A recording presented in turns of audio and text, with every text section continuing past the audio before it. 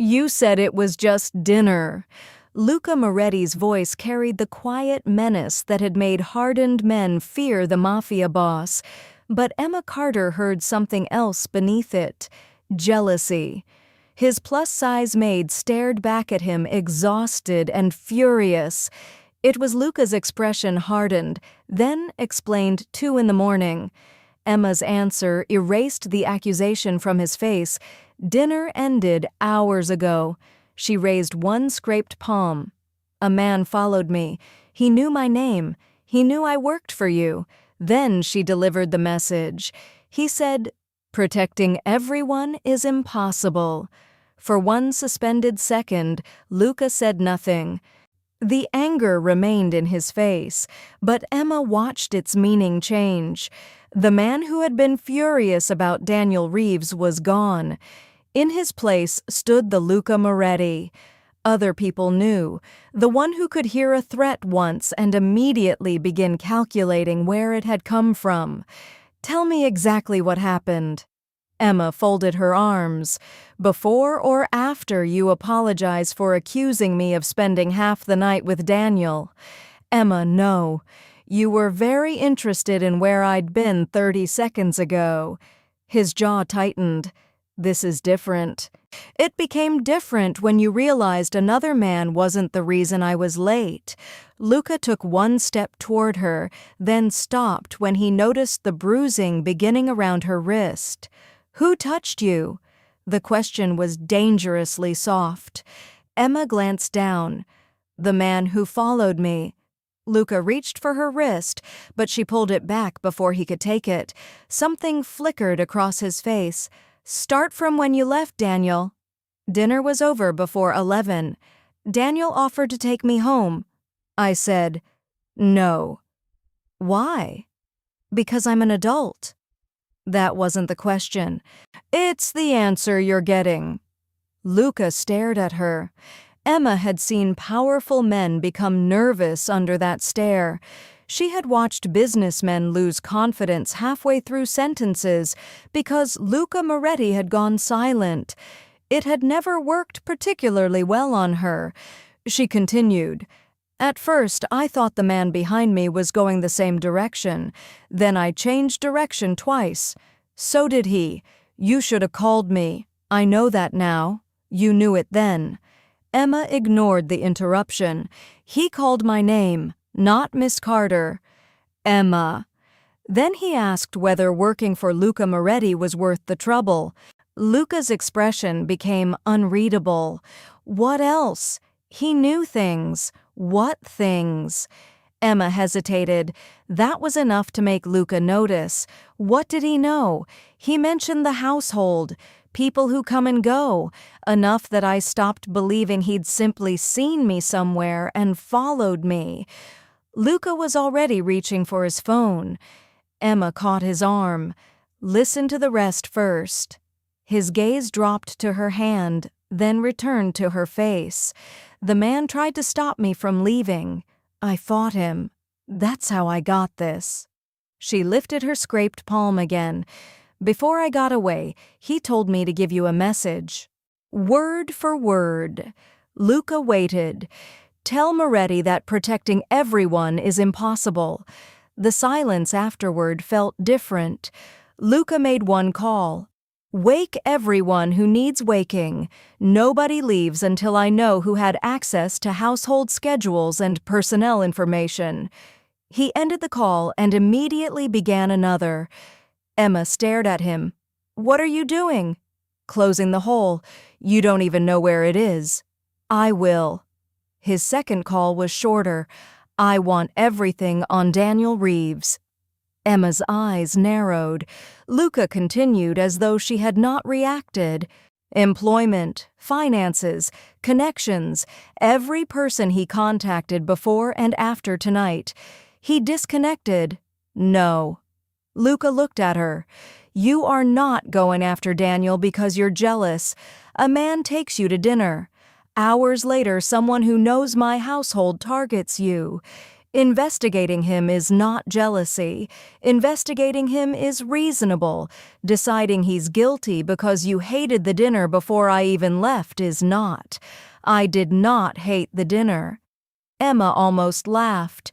"You were waiting for me at 2 in the morning." Luca's silence answered more clearly than words could have. Then he changed the subject. "Until this is resolved, you don't go anywhere alone. No, you'll have security whenever you leave. We can discuss reasonable security. There is nothing to discuss. There is, if the security is following me, your movements will be coordinated with my people.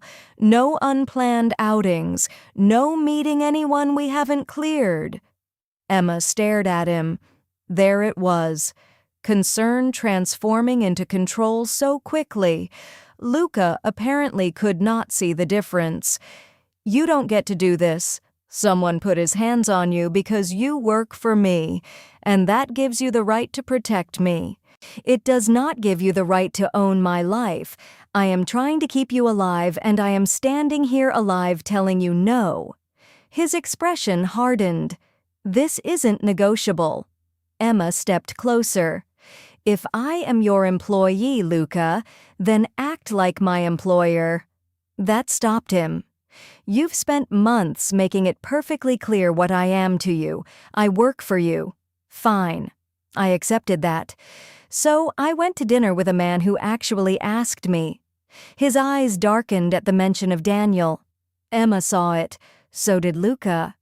This time she refused to let him hide from it. "You cannot call me your maid when feelings become inconvenient, and then act like I belong to you when another man wants me. Emma, no. If I'm your employee, act like my employer." She held his gaze. "And if this is something else, have the courage to say it." For perhaps the first time since Emma had known him, Luca Moretti had no command ready. But there was still one thing she had not told him, and judging by the look in his eyes, Luca had just realized it. "Dinner ended before 11, he said slowly. "You came back at 2. Emma said nothing. Luca's voice dropped. "Where were you for the missing 3 hours? "I went to see someone I trust." Luca's expression changed instantly. "Who?" Emma almost smiled despite herself. "You really do hear everything as an interrogation. You disappeared for 3 hours after being threatened by a man who knew my household." "Yes, Emma. Tonight everything is an interrogation." She considered refusing. Then she remembered the stranger's confidence when he had spoken Luca's name. "I went to Margaret Ellis." Luca knew the name. Margaret had managed household accounts before retiring 2 years earlier, and Emma had remained close to her. Why? Because the man following mentioned something he shouldn't have known. He said I should be careful who I trusted on Thursday mornings. Luca frowned. Emma continued. "Thursday is when certain household deliveries used to be approved. Margaret handled the records. I wanted to know whether that schedule still existed anywhere outside the house, and she said the old schedule was discontinued months ago. Then why would he mention it? That's what bothered me." Luca studied her. Emma lowered her voice. "So I gave him something." His eyes sharpened.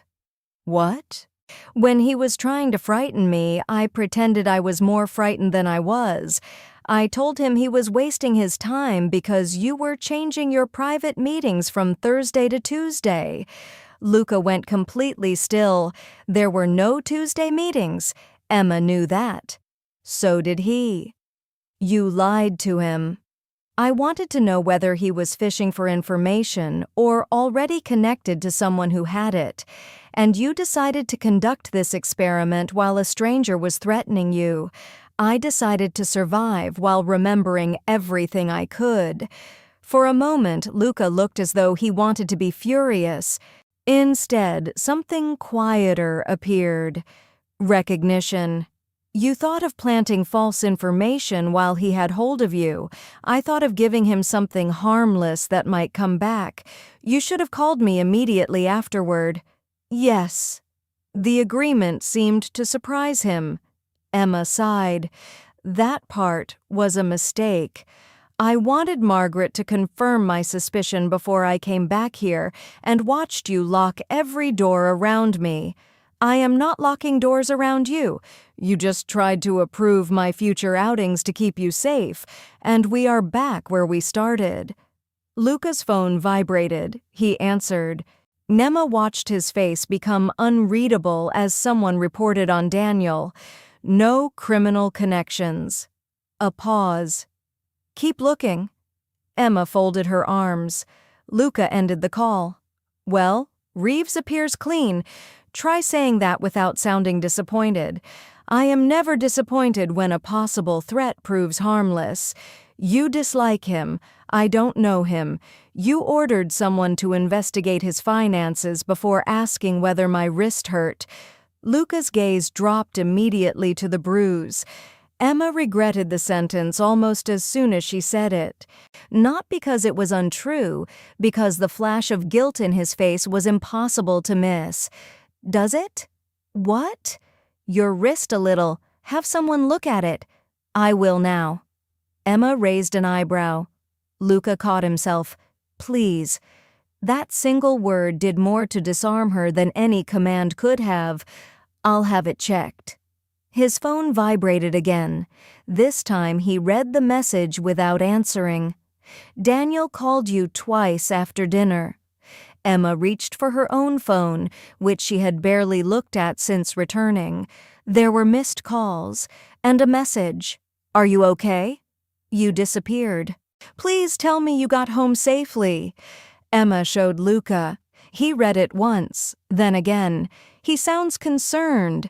She said he could be establishing an alibi and the waiter could be Vincent van Gogh.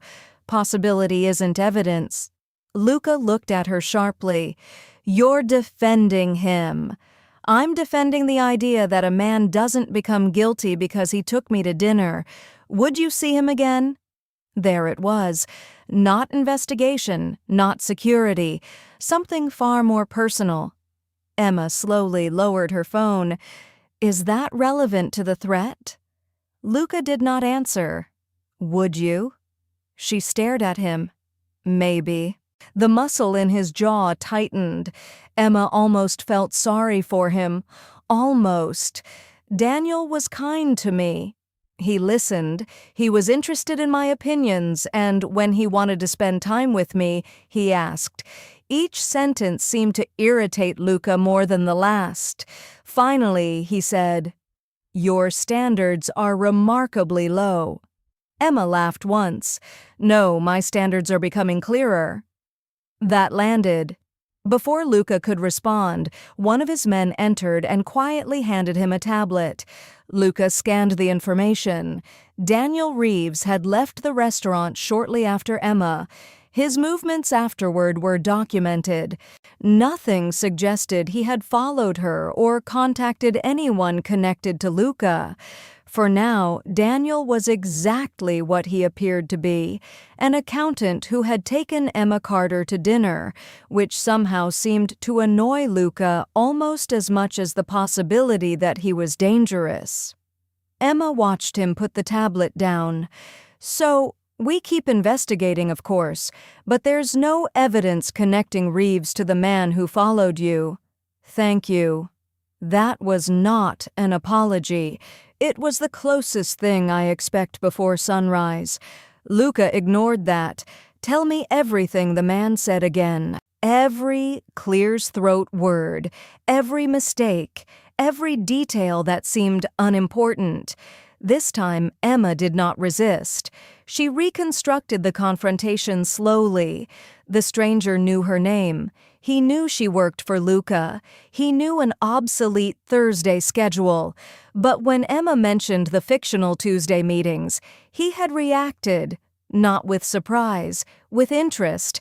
Luca noticed the distinction immediately. He didn't know whether it was true.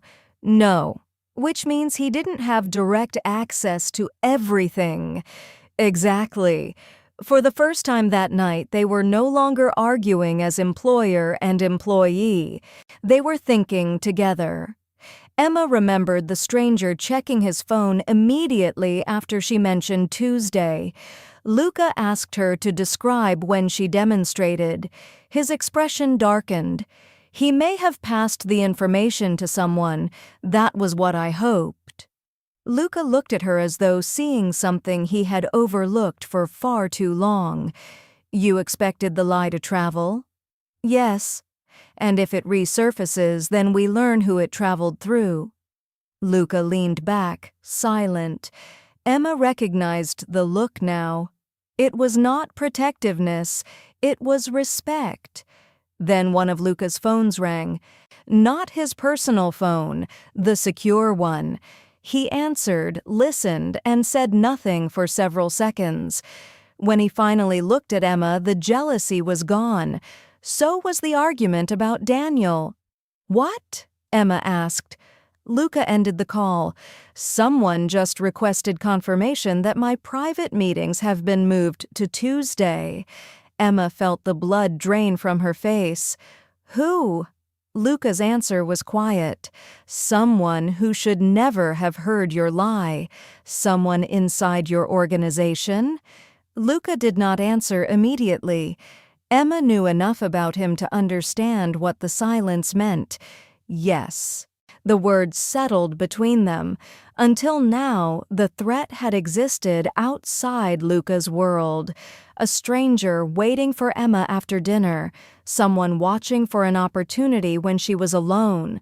Now the danger had crossed the boundary. Someone inside Luca's circle had received the false information Emma invented while fighting to get away. Who requested confirmation? One of my administrative offices.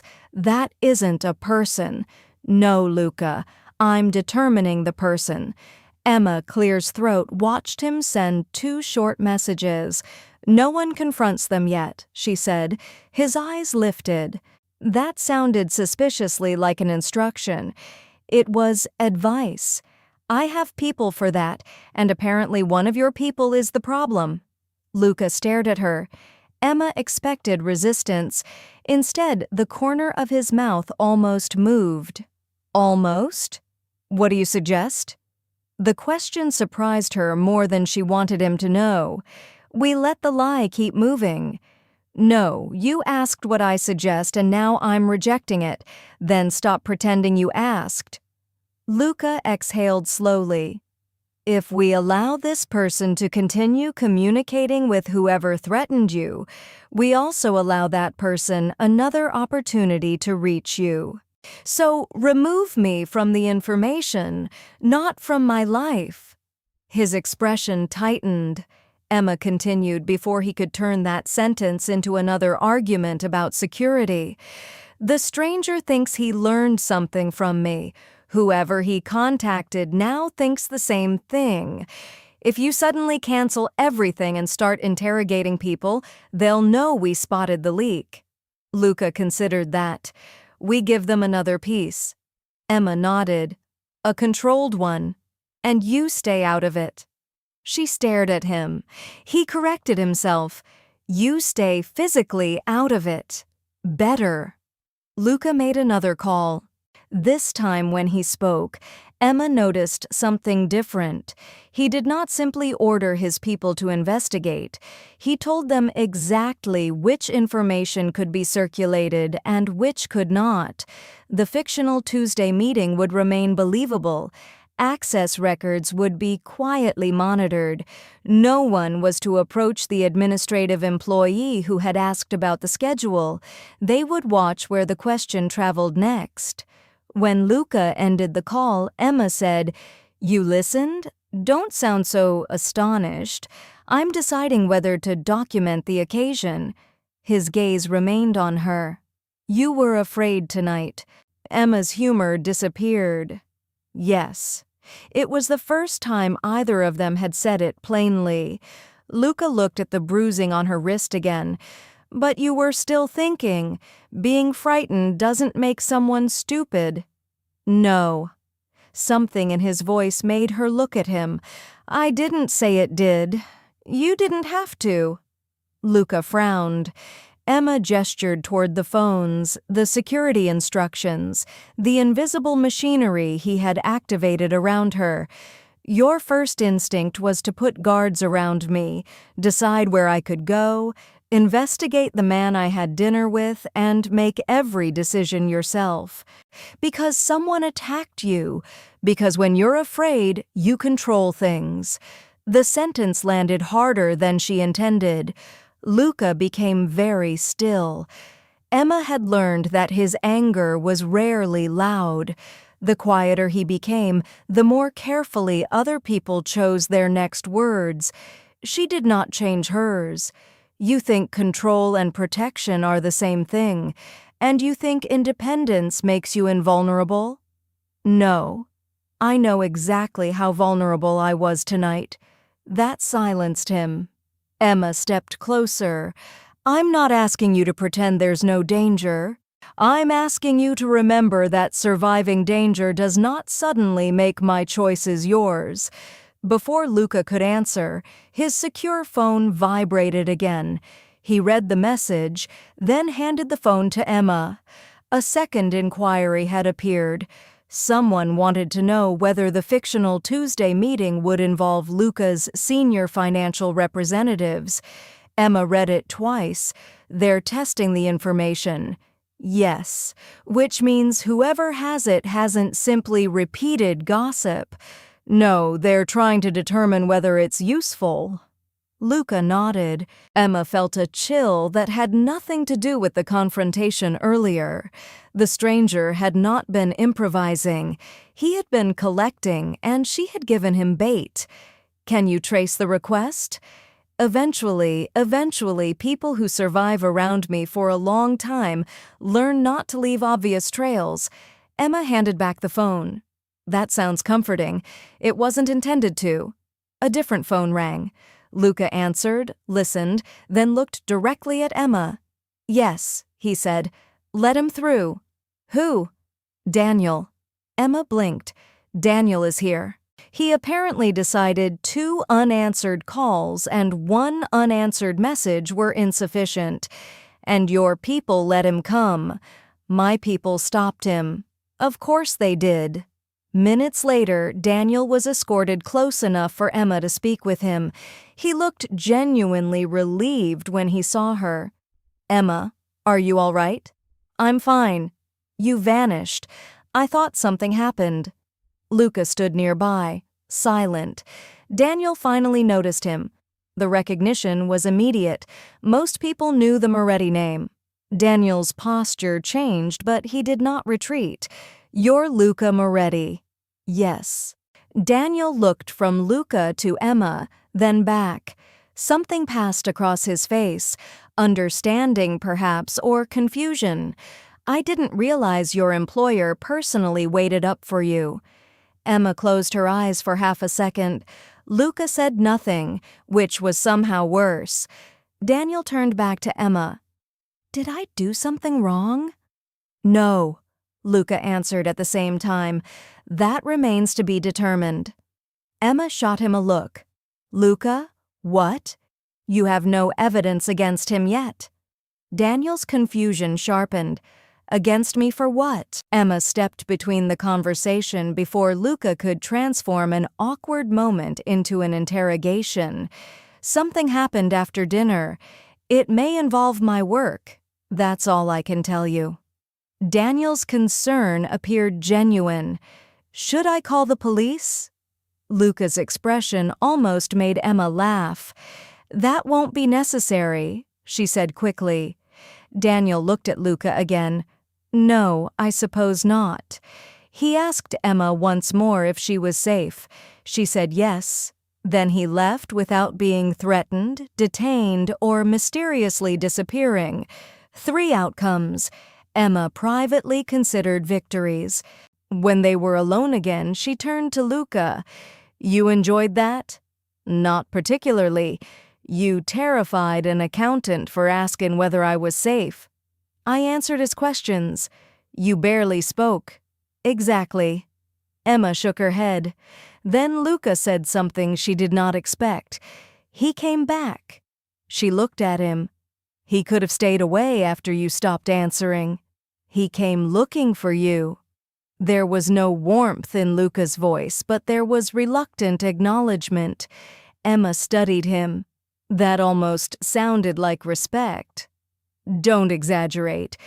Before she could respond, another message arrived. Luca read it once. His entire demeanor changed. What happened? The Tuesday information moved again. To whom? He turned the screen toward her. Emma did not recognize the name immediately. Then she remembered hearing it months earlier. A company connected to one of Luca's longtime associates, someone with legitimate access to his business circle, someone who had absolutely no reason to know anything, Emma had told the stranger. The trap had worked. But instead of satisfaction, Emma felt a new unease. Luca, I know this was never about Daniel. No, they waited until I was outside your security. Yes. Gemma looked at him. Then why me? For the first time since she returned, Luca had no immediate answer. The question was worse than any they had asked before. Emma was not an executive. She did not control Luca's money. She was not part of his operations. To most of the powerful people around him, she was simply the woman who worked in his household. Yet someone had watched long enough to know when she left. Someone had decided she was worth following. Someone had risked exposing an internal connection just to use her as a message. Emma saw the realization forming in Luca's face before he spoke. The enemy had not targeted the person with the greatest professional value to Luca Moretti. They had targeted the person they believed had something far more dangerous, personal value, and someone inside Luca's own circle had apparently noticed it long before Luca was willing to admit it. By the following afternoon, Emma understood exactly how quickly fear could turn into gossip. She had agreed to reasonable security. Someone accompanied her when she left the property, but Luca had reluctantly abandoned the idea that she needed permission to go anywhere. It was an imperfect compromise. For Luca Moretti, it bordered on personal growth, but the atmosphere around his circle had changed. People who once barely noticed Emma now watched her. Some knew about the attack. Others knew only that Luca had mobilized people in the middle of the night because something had happened to his maid. And powerful circles were very good at noticing when powerful men behaved unusually. Emma encountered Isabella Romano before she could avoid her. Isabella came from the kind of family whose name opened doors before she reached them. She had known Luca for years and possessed the effortless confidence of someone accustomed to deciding who belonged in a room. Her eyes traveled over Emma with deliberate slowness. So, it's true. Emma continued what she was doing. You'll have to be more specific. Luca shut down half his schedule because someone frightened you. I wasn't aware his schedule concerned you. Isabella smiled. I'm trying to understand what everyone suddenly finds so fascinating. Emma looked at her. Have you tried asking them? I'm asking you. No, you're trying to insult me politely enough that you can deny it afterward. The smile disappeared. Isabella stepped closer. Women like you sometimes misunderstand attention from men like Luca. Emma almost asked which part of her Isabella meant, her occupation, her body, her social position. Then Isabella answered without needing to be prompted. You work in his house. You clean up after people who actually belong in his world. Luca protecting an employee does not transform that employee into something else. Emma felt the insult. She simply refused to carry it. My value doesn't increase or decrease according to whether Luca Moretti wants me. Isabella's expression shifted. Emma continued, "And if the only way you know how to measure a woman is by which powerful man chooses her, then this conversation tells me considerably more about you than it does about me." Neither woman had noticed Luca approaching until he spoke. "Is there a problem?" Isabella turned. Her entire manner changed. "No problem." Emma almost admired the speed. Luca looked at her, then at Emma. He had heard enough. Emma could tell, but before he could intervene, she said, "I handled it." His gaze stayed on her for a moment, then he nodded. That mattered more than if he had humiliated Isabella on Emma's behalf. He had allowed Emma's answer to stand. Hours later, the trap changed shape. Luca summoned Emma because a message had been recovered from a private channel connected to his organization. He did not soften what it contained. The communication appeared to show that Emma had provided confidential information about Luca's schedule on the night of her dinner. Names, timing, a reference to Tuesday, enough to make several people in Luca's circle believe the obvious explanation. Emma Carter had leaked information. She read the transcript once, then she laughed. Nobody else did. Several senior men were present, including people who had worked with Luca far longer than Emma had. One of them frowned. "You find this amusing?" "Yes. You're being accused of passing private information." "No, I'm looking at proof that someone here communicated with the man who attacked me." The room became silent. Another man pushed the document toward her. "This came from your conversation." "Exactly." He looked toward Luca. "She admits it."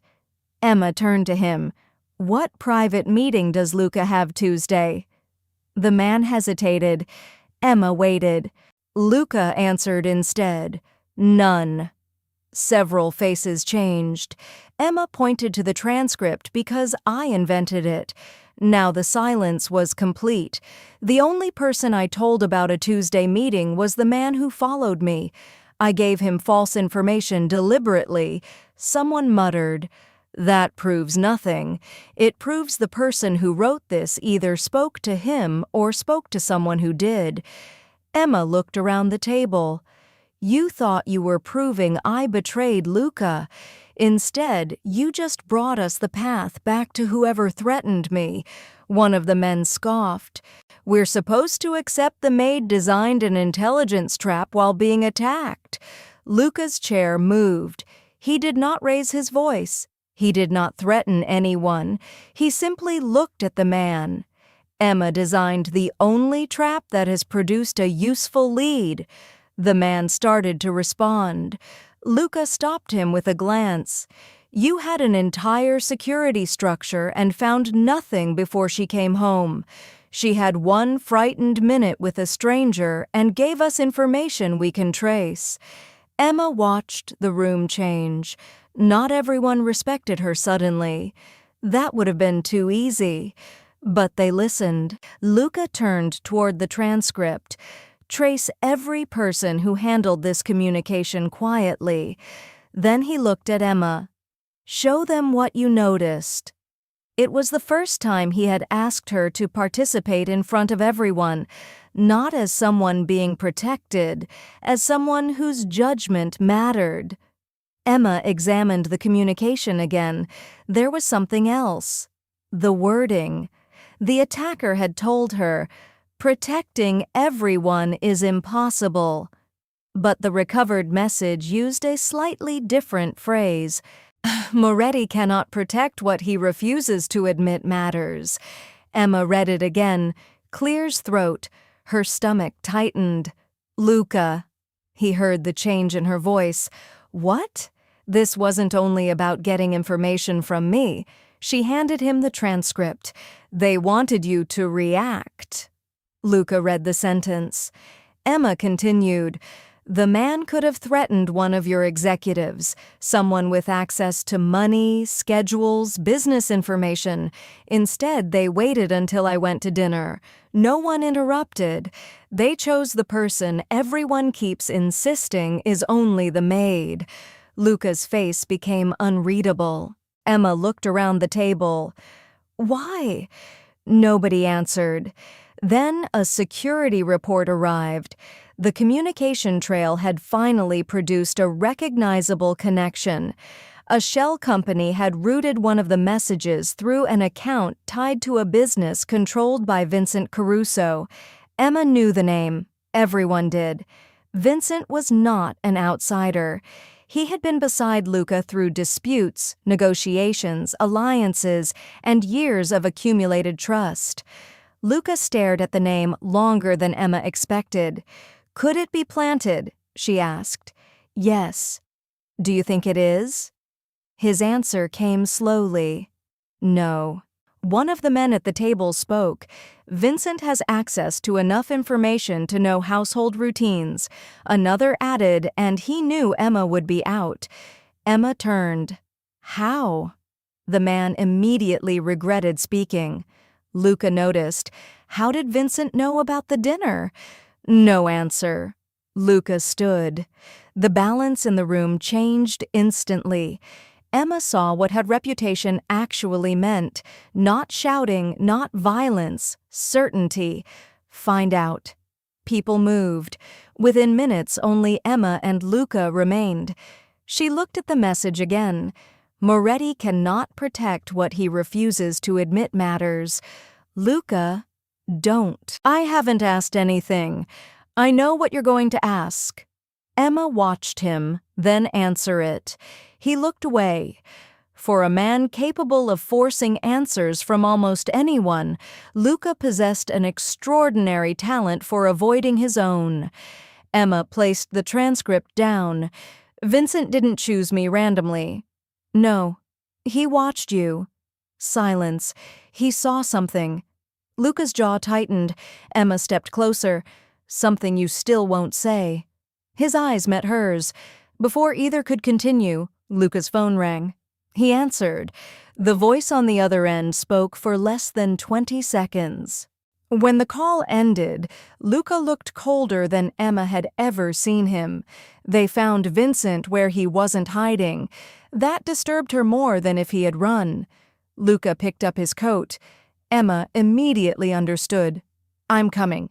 No, Luca. Absolutely not. We just spent an entire day establishing that locking me away isn't the answer.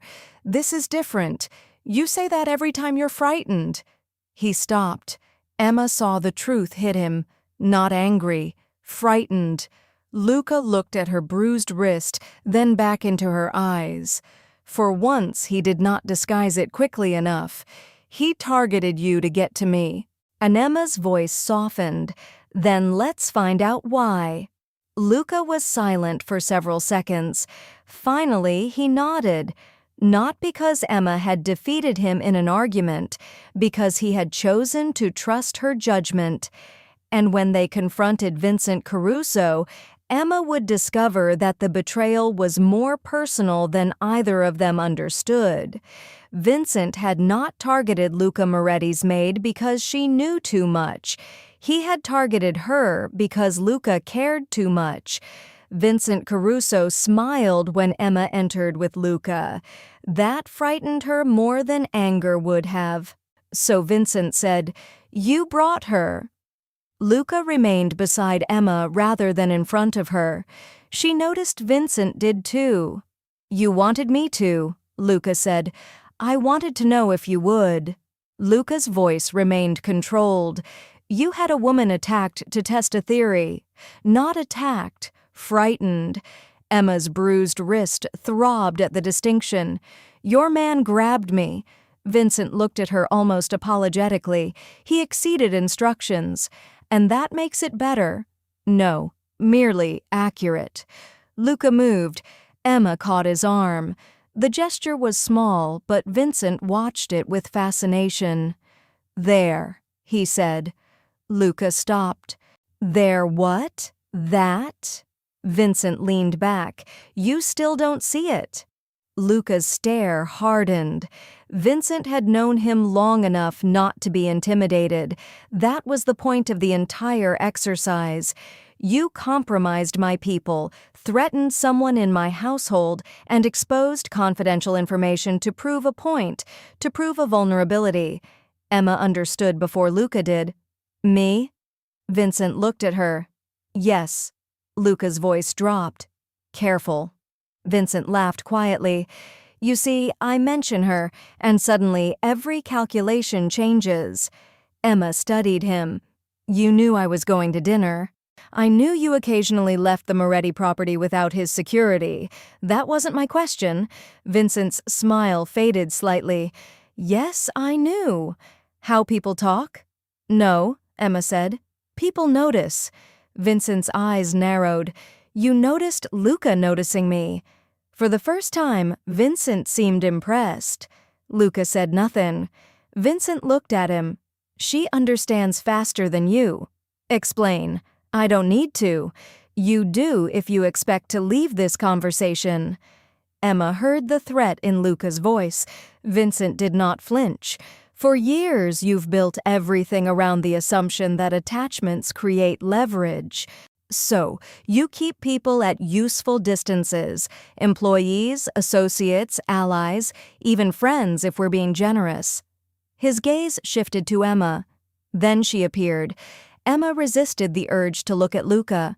At first, nobody cared. Vincent continued, Why would we? She worked in your house. The words were deliberately dismissive. Luca's expression changed. Vincent noticed and smiled. Exactly. Emma felt something cold settle in her stomach. Vincent continued, You started changing meetings because she told you that you hadn't slept. You remembered which evenings she visited her family. You dismissed a man from your household because he spoke to her disrespectfully. Luca's face gave nothing away, but Emma remembered each incident. She had never connected them. Apparently, Vincent had. You trusted her near conversations you would stop when almost anyone else entered.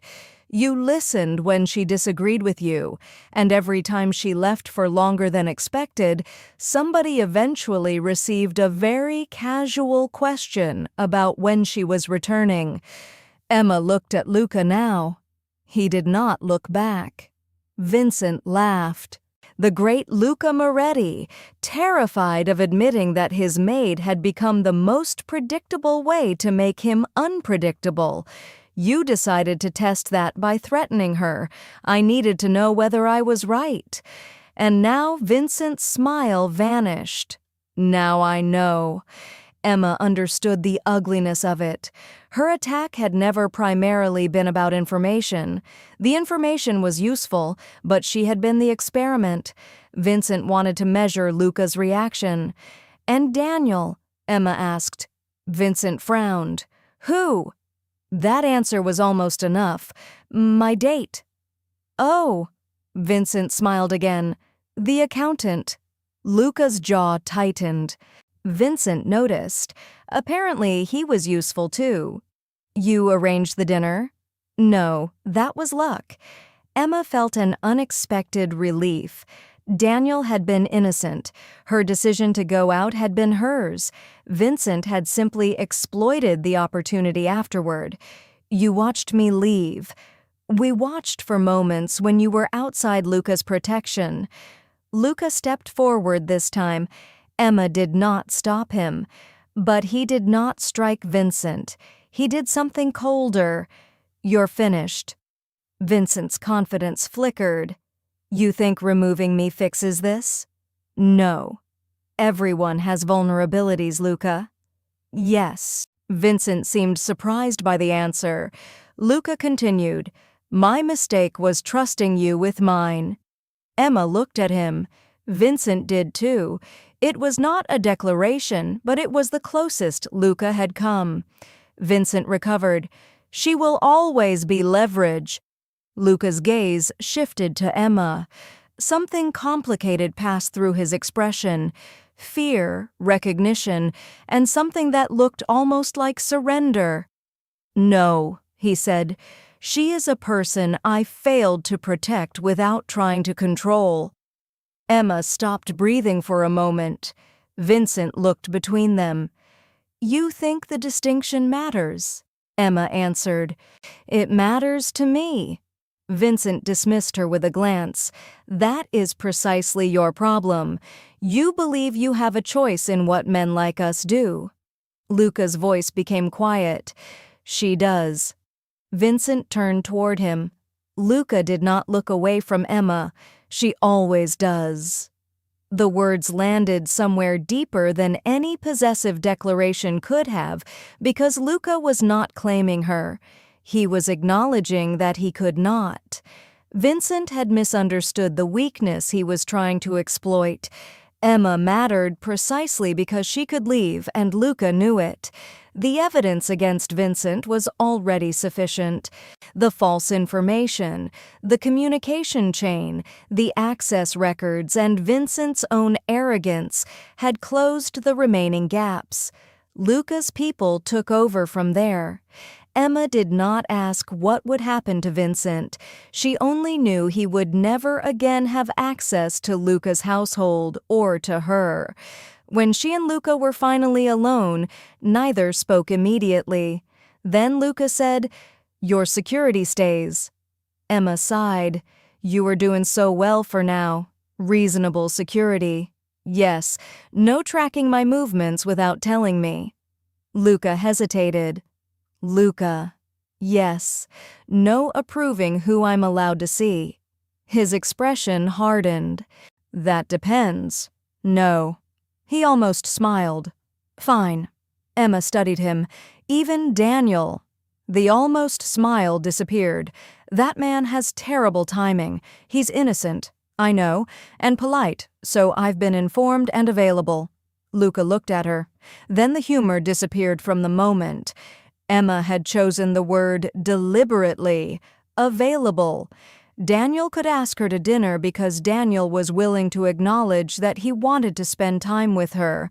Luca wanted privileges he refused to name. "You heard Vincent," she said. "I heard him. He saw it before you did." Luca looked away. "No, I saw it."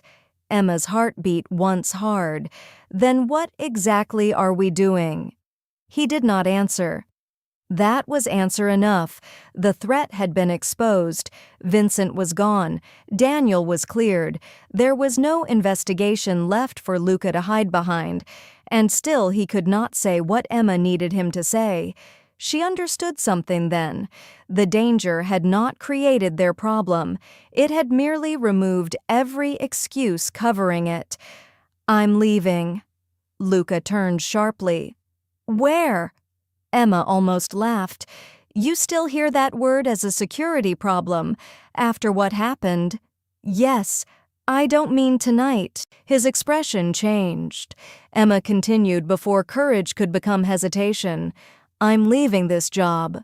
For perhaps the first time, she saw genuine shock on Luca Moretti's face. "No." Emma's sadness surprised her. "That is exactly why I have to. We can change your responsibilities. It isn't about my responsibilities. Then your salary." "No, Emma. Whatever you need. Stop trying to negotiate." Luca fell silent. "This cannot go back to what it was," she said. "I cannot keep working in your house while you pretend nothing has changed. I'm not pretending. Then tell me what changed." Silence. Emma nodded slowly. "That's what I thought." She turned away. Behind her, Luca said, "You don't have to leave." Emma stopped. For one hopeful second, she waited. But Luca added nothing. She looked back at the man who could command almost anyone and obtain almost anything, except the words she needed him to choose freely. "Yes," Emma said softly. "I do." And Luca finally understood that exposing Vincent had not removed the greatest threat to losing Emma. His enemy had been dealt with. His control had failed. Now, the only thing standing between Luca and the woman who mattered to him was the truth he had refused to say since 2 that morning. "You were afraid." Emma's words stopped Luca before he could offer her something else she did not want. A new position, more money, a different arrangement, another practical solution to a problem that had never been practical. She faced him. "That night at 2 in the morning, you weren't angry because I was late." Luca said nothing. "You weren't even really angry because I went to dinner with Daniel." His jaw tightened at the name. Emma almost smiled. "Fine. You were a little angry about Daniel." "A little? That is not the important part." She stepped closer. "Why were you waiting for me?" Luca looked toward the door as though somewhere beyond it existed an emergency important enough to rescue him from this conversation. Emma did not let him escape. "Why did it matter?" "Someone targeted you because of me. That happened afterward. You were already waiting." Silence. "Before you knew anyone had followed me, before you knew about Vincent, before there was a threat you could turn into orders and security and investigations."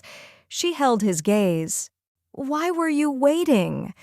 Luca Moretti had spent his life understanding the value of silence. Silence made other people uncomfortable. It encouraged them to reveal too much. It gave him time to think while everyone else rushed to fill the emptiness. Emma refused to fill it for him. Finally, Luca spoke. "Because you said it was just dinner." She waited, and midnight passed. His voice had lost the hard edge she knew so well. "I told myself it was none of my business." Emma felt her anger beginning to soften, but she remained silent. Then more time passed. "Luca looked directly at her, and I started imagining reasons you hadn't returned." "Daniel." At first, she raised an eyebrow. "I disliked him before I met him. I noticed I disliked the fact that he asked you." "Why?" "Because I hadn't." That answer reached her. Luca continued before he could retreat from it. "I kept telling myself you worked for me, that whatever existed between us had boundaries for a reason." Emma's voice was quieter now. "And when I didn't come home, the boundaries stopped mattering." He paused. "I was afraid." There it was. No command, no possessive declaration, no attempt to disguise fear as anger, just the truth. "When you finally came back, I saw you standing there and the fear became anger, because anger was easier at Daniel, at you. That wasn't fair. No." The immediate answer surprised her. Luca stepped closer, but he did not touch her. "I wanted to know where you had been because I thought knowing meant I could control what happened next. Then I found out someone had hurt you, and I did what I always do. You tried to control everything harder." "Yes." Emma searched his face. "And now I know Vincent was right about one thing." She waited. "You are a vulnerability." Emma's expression cooled. Luca saw it. That came out badly. Extremely. For once, he almost looked embarrassed. "What I mean is that losing you can hurt me." Emma stopped. Luca continued. "I spent years making sure no one had that ability, and Vincent discovered I did." "Yes." "Before you admitted it." "Yes." To me, Luca shook his head. To myself, that answer mattered. Emma had never wanted to become evidence that she was exceptional because a powerful man desired her. She had never needed Luca's status to certify her worth. What she had wanted was simpler and somehow more difficult. "Honesty. I still have to leave the job," she said. Pain crossed his face before he controlled it. "I know you agree." "No." Emma laughed softly. "But I understand." She studied him. If anything happens between us, I cannot spend every day wondering whether I'm agreeing because you're the man who signs my paycheck. You have never had difficulty telling me no. That isn't the point. I know. Again, he understood faster than she expected. Luca nodded slowly. You leave the position. Dema felt something inside her loosen, not because she wanted to leave him, because he was finally willing to let her choose. What happens after that? He asked. That depends on whether you can ask instead of order. Luca looked almost offended. I know how to ask. Your recent record is weak. His mouth finally curved. Emma had seen Luca smile before, but rarely like this. Without calculation, without restraint. Then I'll practice. Good. He moved closer. Still, he did not touch her. Emma? Yes. Would you have gone to dinner with Daniel again? She stared at him. Seriously? I'm practicing honesty. That sounds suspiciously like jealousy. It is jealousy. The admission made her laugh. Luca did not. I don't like imagining you with him. You don't get to decide who I see. I know, and if I choose to see him, I will dislike it. But Luca visibly disliked the next words. But it is your choice. Emma smiled. Look at that growth. Don't become unbearable. I learned from my employer, former employer. The words changed the air between them. Emma heard it. So did Luca. Former. For the first time, there was no professional title available to hide behind. No employer and employee, no mafia boss and maid, just Luca and Emma. He looked at her for a long moment. Then, let me ask properly. She waited. When all of this is settled and when you no longer work for me, would you have dinner with me? Emma allowed the silence to stretch just enough to make him experience what he had inflicted on countless other people. Luca narrowed his eyes. You're enjoying this a little, Emma? Yes. He waited. She smiled. Yes, Luca. I'll have dinner with you. Relief appeared so briefly that another person might have missed it. Emma did not. But it is just dinner. Luca stared at her. She could not help laughing. That sentence has caused enough trouble. Then perhaps don't wait until 2 in the morning to come home. Emma's smile disappeared. Luca immediately recognized his mistake. No. He corrected himself. What I should have said is that if you ever come home at 2 in the morning again, I hope it is because you chose to. Better and if you don't come home at all. His voice changed. Emma waited. I will probably be afraid, not furious, not dishonored, not entitled to an explanation. Afraid. That was the difference. Emma reached for his hand. This time the contact was her choice. Luca looked down at their joined hands and then back at her. The most powerful man in the room had finally stopped trying to command the outcome. Weeks later, Emma no longer worked in Luca Moretti's household. She built a life in which her income, her choices, and her future did not depend on the man she was learning to love. Daniel received an honest explanation, and to Luca's considerable irritation remained someone Emma considered a decent man. Isabella's opinion became exactly what Emma had always known it was worth. Nothing that could determine her value.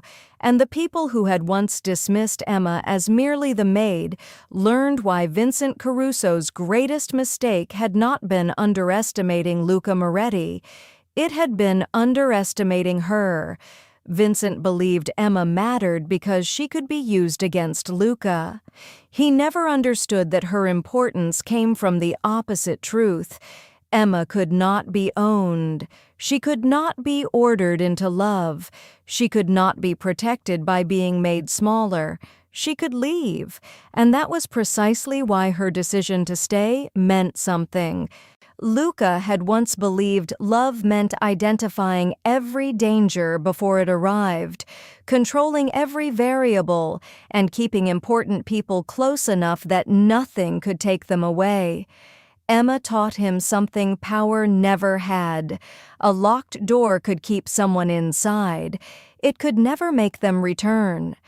So, when Luca eventually told her what he should have said at 2 in the morning, there was no growl in his voice, no accusation, no jealousy disguised as authority.